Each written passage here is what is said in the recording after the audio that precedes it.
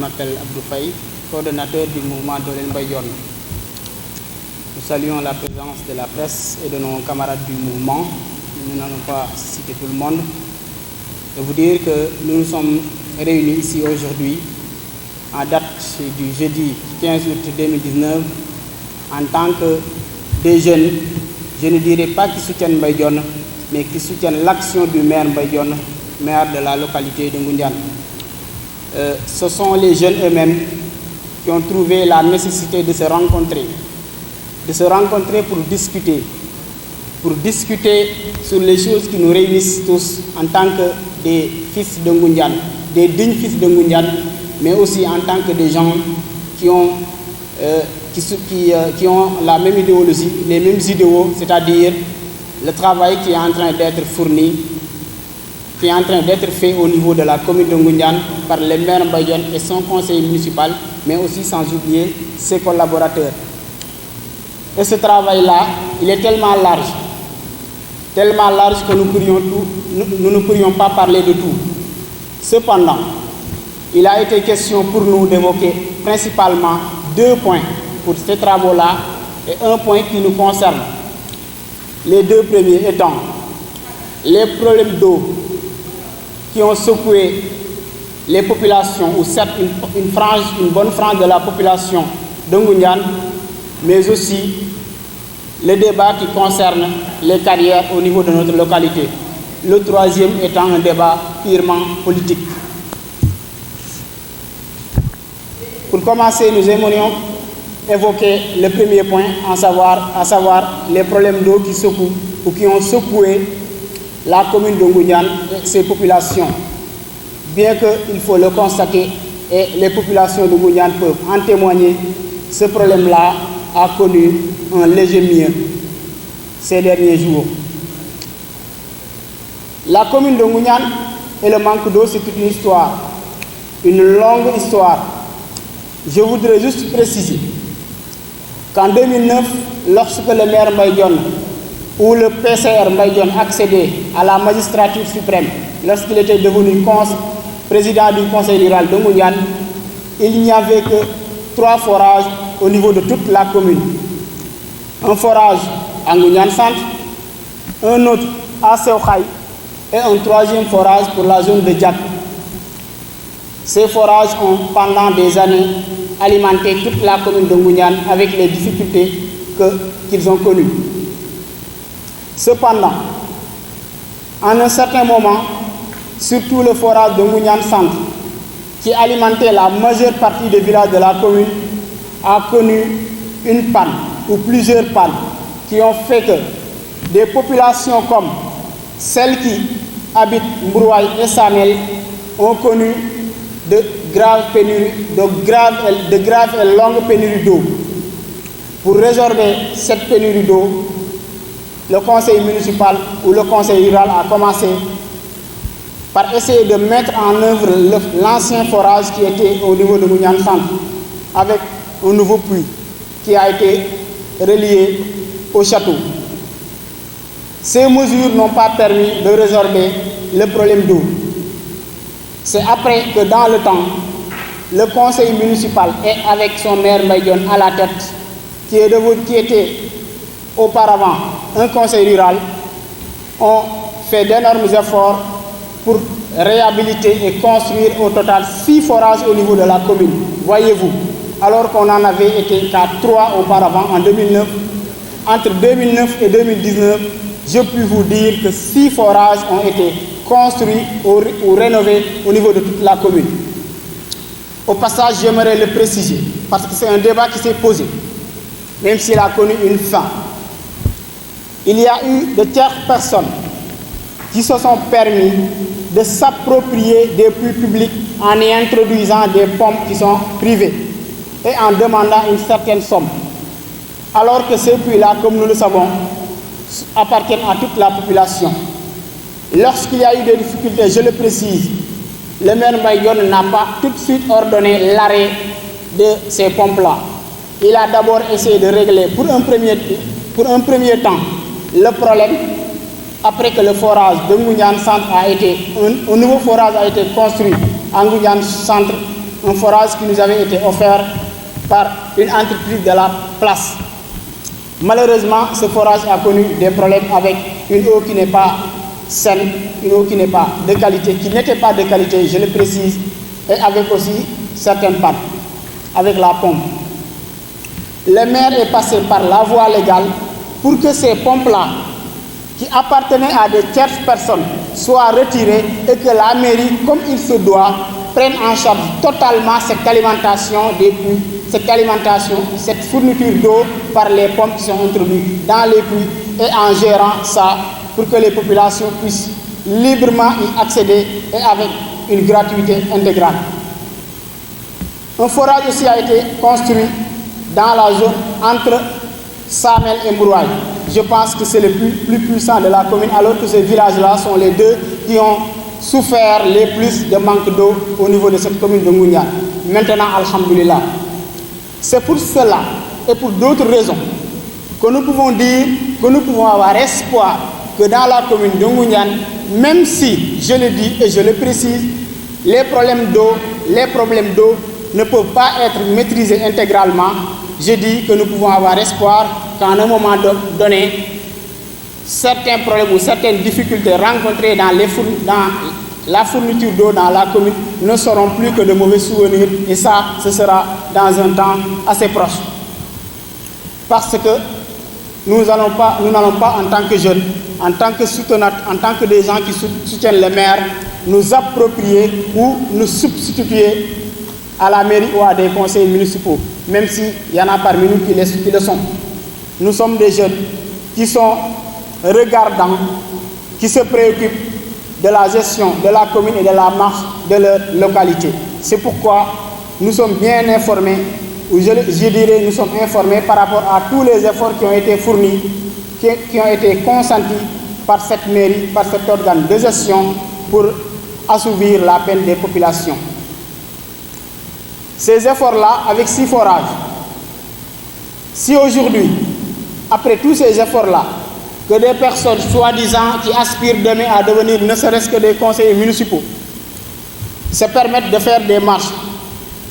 vous m'excusez du terme, mais de relayer de mauvaises informations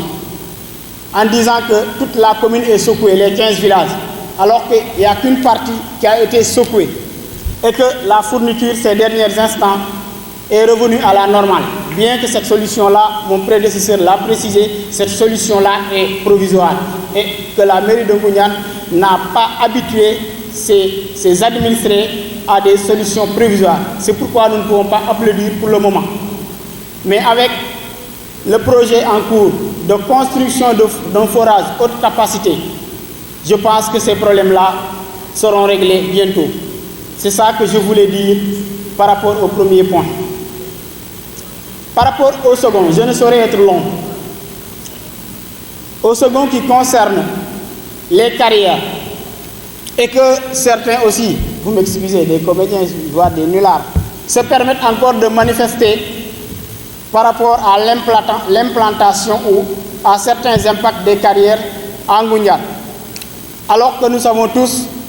que les carrières ne sont nullement pas gérées par une commune. Les carrières, c'est le domaine minier. Et le domaine minier est tellement important qu'un État sérieux, qu'un État dirigé par des gens intelligents, comme c'est le cas maintenant au Sénégal, ne saurait le léguer à une commune. Maintenant, ce que fait la commune de Ngoundiane et ce qui fait que les carrières nous sont utiles, c'est que la commune de Ngoundiane a fait de telle sorte que, à travers les frais de bornage, à travers les patentes et à travers les droits de stationnement, la commune de Ngoundiane bénéficie des revenus qui proviennent des carrières. Et ces revenus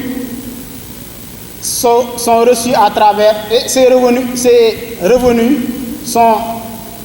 en tout cas, sont visibles à travers les réalisations que la mairie fait, et que ces réalisations-là ont été faites grâce au budget important. Et ce budget-là, une bonne partie de ce budget-là, des revenus, des ressources, de ces recettes proviennent des carrières. Et donc les carrières de Ngoundiane, mais elles sont utiles à la population, elles servent à la population. Il n'y a pas une commune aux alentours où on a une électrification intégrale. Je le dis ici et maintenant. Il n'y a pas aux communes aux alentours de la commune de Ngoundiane où aucun élève du préscolaire au primaire n'achète des fournitures scolaires au début de l'année. Et je maintiens à cela et d'autres réalisations. Mais toutes ces réalisations-là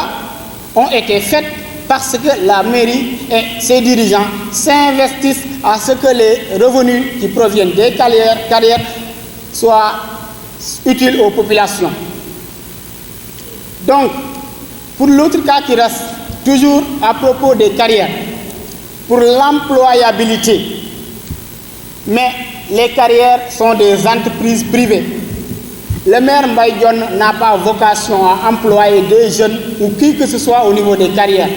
Ce qu'il pourrait faire, c'est utiliser ces relations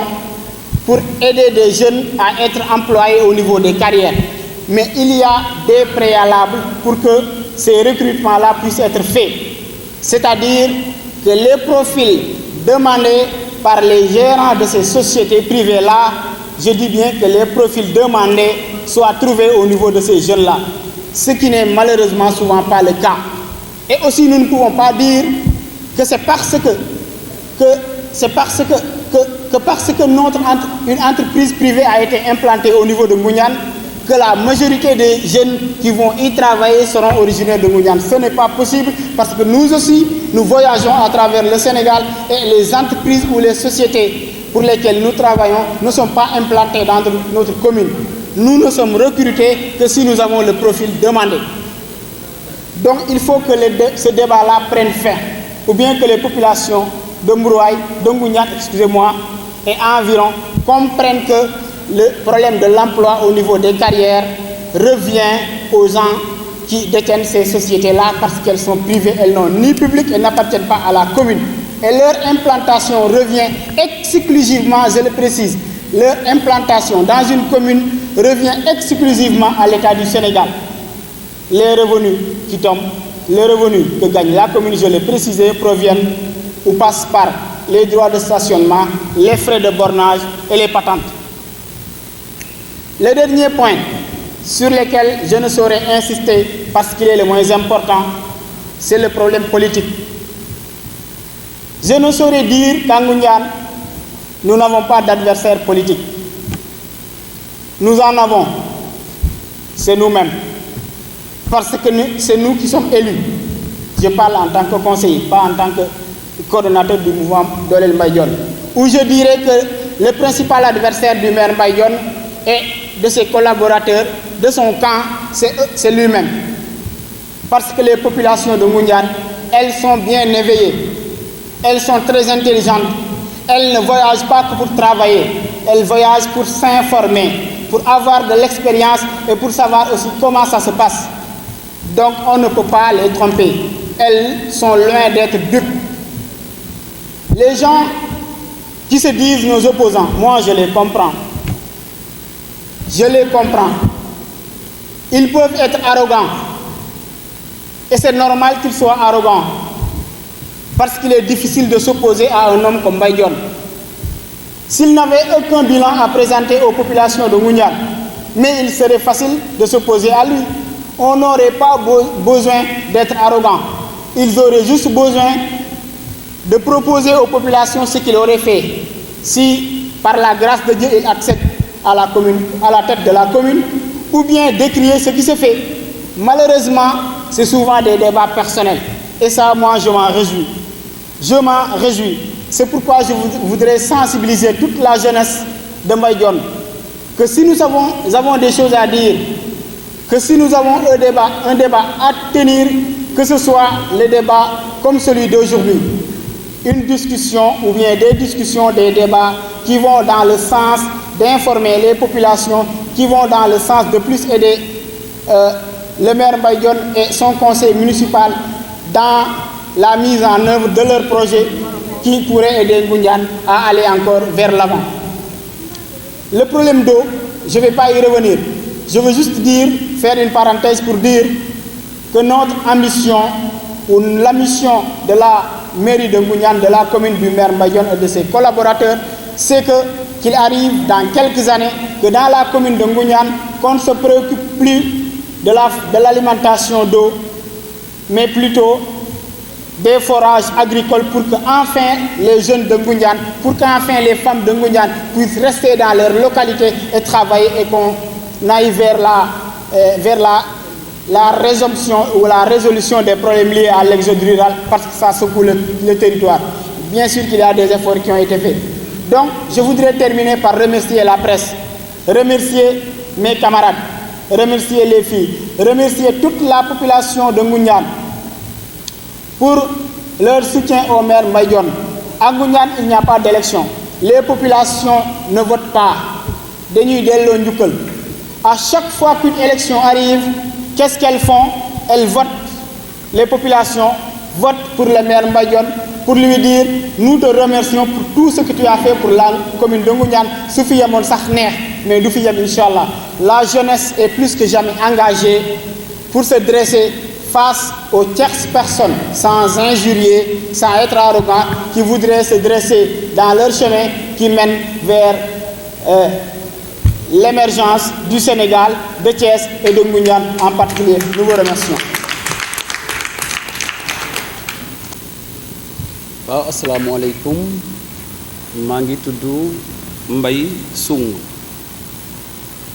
bokk ci mouvement dooleel Mbaye Dione tey nag ñu tase fii ci maison de la francophonie bu Ngoundiane le mouvement Mbaye Dione dooleel Mbaye Dione dirigé par Abdou Faye oote ngir waxtaan ci ñetti point mu bokk ci ñetti point yooyu dañu dem ba ci période boo xamante ne dañu am jafe-jafewu ndox Ngoundiane dafa am jafe-jafewu ndox mu am ñi ci joxe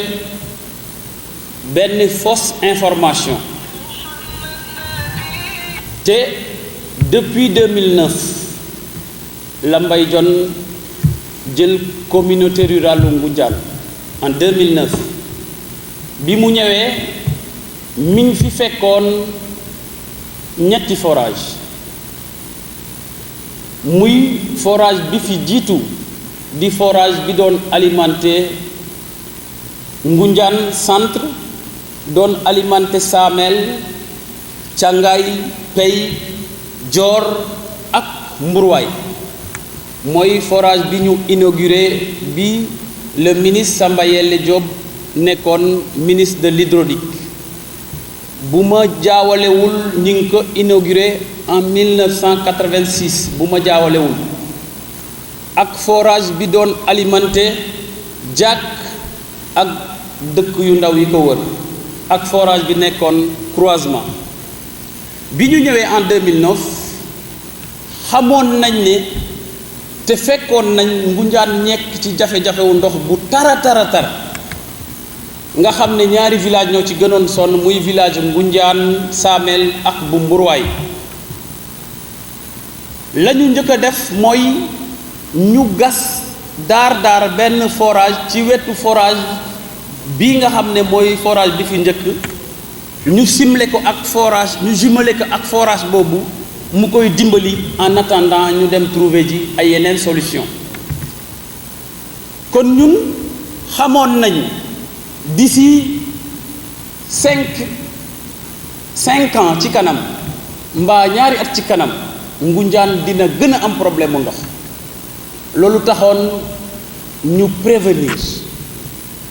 ñu gas benn forage à Diack pour aider forage boobu wante ñu gas beneen forage fële ci seew xay pour mu dimbali forage bi nekk foofu wante yemuñ ca dañoo gasaat benn forage à Mbourwaay pour muy alimenter Mbourwaay et Samel wante ñu gasaat dernier forage bi nga xamante ne moo nekk le forage de Thiangay nga xam ne mooy dimbale ancien forage bi nga xam ne moo doon alimenter Ngoundiane centre forage boobu noonu nag moo am jafe-jafe jafe-jafe yi li ko waral mooy Ngoundiane am na jafe-jafe wu ndox constaté nañ ko. Le conseil municipal décidé na gas forage gas nañ forage bi am na ay défaillance mais ñun ba ñuy gas forage bi yéene biñ ci amoon mooy jafe-jafe bi Ngoundiane nekke woon ci ndox saafarawu te du forage bi doxoon na mu ware dootuñu am jafe-jafe wu ndox parce que boo xoolee Ngoundiane fii rek centre bi fii rek moo am jafe-jafe ndox mais fépp fi wër Ngoundiane amuñu benn jafe-jafe wu ndox li ñuy wax nag ci tubaab l'homme propose Dieu dispose ki prévenir xam ne dans quelques at Ngoundiane dina am jafe-jafe wu ndox bu demee ba Ngoundiane am jafe-jafe wu ndox mu gas forage pour alimenter population bi en eau potable forage bi bu amee ay jafe-jafe kon loolu dogalu yàlla la ak loo xamante ne doomu aadama mënu ko maîtriser problème mu ndox la ci suuf si la ne ñun nag def nañ suñuy effort ba actuellement fi ñu toll nii fépp foo dem ci Ngoundiane am nañ ndox loolu nag solution la boo xamante ne c'est pour le moment en attendant ñun ñi ngi continuer di def suñuy effort ngir problème bi éradiqué wu complètement kon ki ñëw fekk ñetti forage gas 5 ba 6 forage kon kooku mi ngi def ay effort ci wàllu ndox kon ndox bu amee jafe-jafe comme ni mu koy amee fépp ci Sénégal nga xam ne Dakar bi nga xam ne mooy capitalu Sénégal sax dañoo am jafe-jafe wu ndox ñun Dakar lañ nekk di dund gis nañ problème jafe-jafe ndox ba fa am te loolu moo am fépp ci Sénégal te Ngoundiane ci Sénégal la bokk leneen la ca tegu mooy ndox dafa di loo xamante ne c'est pas une compétence transférée du compétence bu ñu transféré ñun nag fii ci Ngoundiane lenn la ñu tàmmal askan wi moo di lépp lu ñu gis ne njariñu askan wi la duñ ci xaar le président de la République donte mi ngi def lu mu war a def mais duñ ko ci xaar bu ko suñu budget ma ne dañ koy def sans xaar ci le président de la République kon ñun li nga gis ñu def fii nii am na ci loo xamante ne ñun ñoo dem ak ay ONG ak dans le cadre de la RSE carrière yi fi nekk ñu tabax ay forage ak forage yi nga xamante ne le président de la République Macky Sall moo ñu jàppale ñu tabax leen kon loolu moo nekkoon leeral bi ñu bëggoon indi ci wàllu ndox nit nag information booy véhiculer dafa war a nekk information bu wër bu fiable nga wax nit ñi dëgg te ñun le président Mbaye Dione lii habitude am moo di bis bu jafe-jafe amee day jàkkaarloog askan wi ne leen jafe-jafe bii moo am bi ndox bi amee def nañ des émissions à la rajo pour wax nit ñi que ni problème bii am na ci ndox mi fi lu jiitu loolu bi problème mu ndox mi njëkkee am dafa am ay doomu Ngoundiane yi jëloon ay pompe xam nga fii village la bu jafe-jafe forage amee recours bi ñuy am moo di dem ci teen yi na ko maam yi daa defee rooti mu am ay doomu Ngoundiane yi jóg jël seeni pompe dugal ci ay teen mais nag defuñ ko woon ngir dimbali askan wi ndax bu fekkee da ngay dimbali askan wi askan woo nga xamante ne ci kaw lañ nekk nga jël ay pompe dugal ci teen ba pare di leen fayeeku dama jàpp ne nekkoo di leen dimbali ba population bi alerté le maire la mu def moo di waxtaan ak ñooñu ne leen bu fekkente ne mën ngeen dakkal jaayu ndox bi ngeen continuer ndax Ngoundiane ñu nag yéen ñoo ko bokk bu fekkee da ngeen bëgg a continuer di jaay ndox mi nag ngeen dakkal ko maire bi jël beneen solution ca la ñu xaw a indi ay tiraillement ba ñu jaar maire bi jaar yoon ya mu war a jaar la ko yoon may ba ñu génne pompe yooyu maire bi dem jënd ay pompe dugal ci teen yi def ko gratuitement pour la population kon ñooñu ñi ngi def effort ci wàllu ndox beneen question bi ñu waxtaane tey itam moo di mbirum carrière Ngunjaan képp koo waxal ci Ngunjaan ak li ko wër ak sax Sénégal bu ñu tasee ak yow dañ lay naan Ngunjaan nga dëkk carrière yaa nga fa te lan moo tax ngeen am jafe-jafe wu ndox lan moo tax ngeen am yeneen jafe-jafe ma jàpp ne carrière dafa nekk compétence boo xamante ne état moo koy gérer boppam bis boo bëggee carrière dafa am ay yoon yi ngay jaar pour mën a am carrière mu bokk ci yoon yooyu nag da ngay bind une lettre à l'état bu ma nee état nag am na ki saytu bànqaas boobu ci état c'est le ministre des mines boo ko bindee bu la joxee avis favorable nga jël réponse ba mu la jox nga indil ñu ko fii ci conseil municipal bu Ngunjaan ñun bu ñu jotee sa demande la ñuy njëkk a def moo di xam nañ ne fii carrière yi nekk suuf la soo xamante ne sunuy maam ñoo ko bay ñoo ko goroon te nit ñi dañ leen di bay la ñuy njëkk a def moo di ñu fexe ba bu fekkee da nga bëgg lu toll ni 5 hectares mbaa 10 hectares dinañ def ay pexe ba duñ la jox 10 hectares yooyu pour protéger mbay mi pour protéger càmm gi dañuy def de sorte que boo demandé 5 ñu fexe ba mu nekk 2 hectares buñ lay jox 2 hectares yooyu tam dañ la koy jox ci ay conditions yi mooy dañuy préserver intérêt wu population Ngunjaan wante sàmm tam ak yelleef ki nga xamante ne moom tool bi ba tax ñun tam ci mairie bi dafa am benn prix bu ñu fixé bu la état joxe carrière nga ñëw fii tam dañ lay naan buñ la délibéré benn hectare da ngay joxe somme tant de millions yooyu ci keesu commune bi lañ koy def ginnaaw boo wàccoo ak cër boobu noonu ñu ne la tool bi am na ki ko doon bay te moom la doon dundee kon foog nga dédommager borom tool bi ñu ne la nag tool bi am na la mu daa génne chaque année te loolu pour muy am chaque année moo di faw nga jëlal borom kër gi kenn ku fay liggéey mbaa ñaari nit nga jëlal ñu ñaari nit ña fay liggéey mbaa kenn pour mu mën a assurer la nga xamante ne moom la tool bi daa génne chaque année kon dans le cadre de la RSE encore dinañ négocier ak entreprise bi ba bu ñu bëggee tabax école mu taxawuñu ci bu ñu amee jafe-jafe wu ndox mu taxawuñu ci boo xoolee Ngunjaan tey réalisation yi ñu def yépp bu fekkoon budget wu mairie Ngunjaan la kese wax dëgg yàlla duñ ko mën mais nag entreprise yooyu nga xam ne ñoo fi nekk ñoo ñuy dimbali ba lépp lu ñu war a def ñu mën ko def leneen la ca teg moo di dañuy naan dafa am ñiy jóge feneen ñëw di liggéey ci carrière yi Ngunjaan yi te doomu Ngunjaan yi nekk fi ma jàpp ne Sénégal benn bopp la kenn mënu ko xar ñaar te ñun ñëpp ay doomu dëkk bi lañ te man mii di wax ak yéen fa ma nekk di fa liggéeyee du commune Ngunjaan Dakar laa nekk di fa liggéey te fa may liggéeyee entreprise boobu ci suufu beneen commune la implanté wu te man maa nga fay liggéey ñeneen ñi ngeen gis fii nii yépp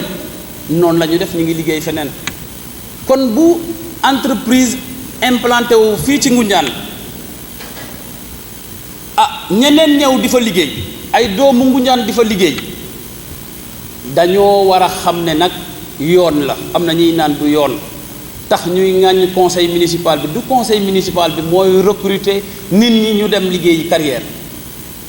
mais yow mi bëgg a liggéey yaa war a def sa demande bu fekkente ne ci compétence boobu nga bëgg a liggéey am nga fa qualification nga déposer sa demande mais boo bëggee nekk chauffeur da ngay am permis boo bëggee nekk chauffeuru camion da ngay am permis poids lourd boo bëggee liggéey mécanique carrière da ngay nekk un mécanicien diplômé boo fa bëggee liggéey électricité da ngay nekk un électricien diplômé mais nag boo amul benn qualification leen rek nga fay mën a liggéey mooy liggéeyu manœuvre liggéeyu gardiennage kon doomu Ngoundiane yi bu fekkente ne bëgg nañ liggéey ci carrière yi nañu uti ay qualification ñi fi am qualification day ñu ngi fay liggéey ci seen wàllu qualification am salaire yu baax ñi amul qualification nag ñoo fa nekk di liggéey boo xamante ne dafa metti loolu tax nag ñu ciy ŋàññi maire bi te loolu foog naa ne yoonu maire yi nekku ci li maire yi may mën mooy dooleel leen fexe ba bu ñu fa bëggee liggéey am ay qualification mu yombalal leen ko te loolu la maire bi nekk di def leneen li mooy dañu nekk ci période boo xamante ne Sénégal dafa dëgmal ay élection gox-goxaan ñu dégg itam ñuy naan mën naa am ñu randal élection gox-goxaan yooyu ñu nekk benn mouvement buy jàppale le maire Mbaye Dione tudd mouvement dooleel Mbaye Dione mu am taxawaay bañ ca war a taxaw bokkoon na ci waraloon bés suñu bés bii tey dajale lañ suñuy militants toute la jeunesse de Ngoundiane xamal leen ne élection yaa ngi waaj ku nekk fa nga nekk un responsable bokk ci mouvement bi mbaa nga nekk un militant du maire Mbaye Dione nga commencé liggéey bi donte ñun duñu mos a bàyyi di liggéeyal le maire Mbaye Dione yàgg nañ ko commencé te ci lañ nekk ba léegi mais dañoo bëgg a accélérer la cadence ngir bu datu élection ya jotee nañu fale woon le maire Mbaye Dione en 2009 defaat ko en 2014 ñu defaat ko encore bu bis boobu jotee su ko defee mu continuer waat ci Ngoundiane ndax mooy jàmm Ngoundiane fa Ngoundiane nekkoon sonnoon lool moom moo ko fa jële képp kuy natable nag le maire Mbaye Dione li mu def ci Ngoundiane dama yaakaar ne da nga xamul woon Ngoundiane bu njëkk ak Ngoundianu tey ñi fi nekkoon avant 2009 xamoon Ngoundiane xamoon nañ fa Ngoundiane nekkoon ñi fekkewaat tey xam nañ fi Ngoundiane nekk tey ñiy werante di indi polémique di ŋañ le maire Mbaye Dione di foog ne Ngoundiane mën na dépasser fii à une vitesse d'un clin d'œil dañuy nax seen bopp Ngoundiane mi ngi avancé te dina gën a avancé bu soobee yàlla ndax ñi juddu à la veille de 2009 maanaam ñi nekkoon ndaw en 2009 fekk amaguñu at yu bëri ñoom ñoo nekk di werante liggéeyu maire Mbaye Dione ndax xamuñu woon Ngoundiane bu njëkk kon loolu mooy li ñu bëggoon leeral di naan ñun dey takku nañ remobiliser waat sunuy troupe ngir bu élection yooyu jotee Ngoundiane yi nga xam ne le maire Mbaye Dione moo ko moom te lu wér la ña nga xamante ne ay opposants lañ di jéem ba ñu jéemee waa Ngoundiane ñi ngi toog di leen seetaan te gëm naa ne le maire Mbaye Dione bu génnoon def fii caravane mbaa mu def fii leneen Ngoundiane gépp dina ko topp mais ña ko doon def kenn topp leen loolu mooy firndeel que ni Ngoundiane le maire Mbaye Dione moo ko moom te bu soobee yàlla élection yooyu bu ñu ñëwee dinañu won ñiy weddi que ne fii ñoo ko moom maa ngi leen di jaajëfal bu baax a baax di remercier le coordonnateur Abdou Faye wante di remercier le maire Mbaye Dione mi nga xamante ne lépp lu ñu xam tey ci politique ci moom ci ëttam lañ ko jànge di remercier jeunes yi ngeen gis nii yépp ñu toog ci tuuru table bi ngir le mouvement dooleel Mbaye Dione di leen jaajëfal yéen la presse di jaajëfal askan wi yépp di jaajëfal Sénégal tout entier je vous remercie